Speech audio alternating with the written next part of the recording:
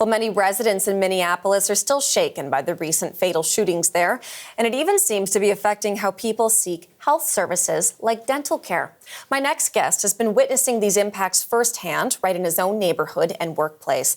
Justin Ho is a Canadian studying dentistry in Minneapolis, and he joins us now. So, Justin, welcome. Thank you for joining us today. Thank you for having me. So, of course, you are a Canadian living in Minneapolis, going to dentistry school. You are witnessing the events of the past couple of weeks. What has it been like for you? It's certainly been tense. Everything that you have seen on the news has been certainly something that's been reflected 100% on the streets of Minneapolis. There's anger, there's emotions being spilled on the street. There's definitely something that's been very palpable when you walk around the air, and it is certainly something that I don't think the city will ever forget about. And I know that you are currently working in your chosen field here. What are you hearing from dental patients? What are they telling you? A lot of the patients that we're coming and seeing often express remorse and sadness about what's happening in the community. And for those of them who may be targets of ICE, many of them are very fearful of leaving their clinics and leaving their homes because of being grabbed by ICE in that sense. So a lot of the cases that we're seeing are seeing a lot more serious conditions where patients put it off until they can no longer tolerate it before they come into dental clinics, such as infections and swellings. And how are you and your colleagues, how are you trying to sort of manage that or deal with that?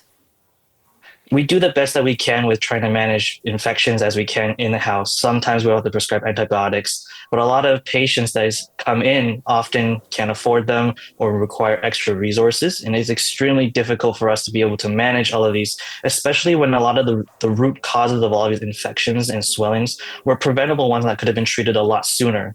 So it's definitely something that we've been trying to juggle and manage. But unfortunately, it's been getting worse and worse with the conditions that we see.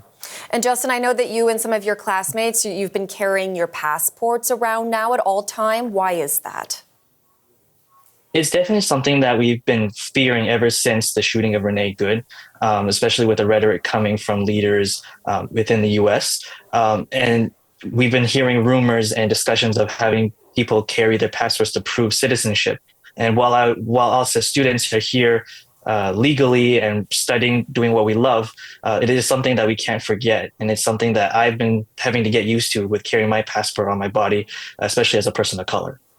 I know that your family is back home in Vancouver while you're in Minneapolis studying. What have you been telling them about what's going on there and sort of how you're dealing with everything?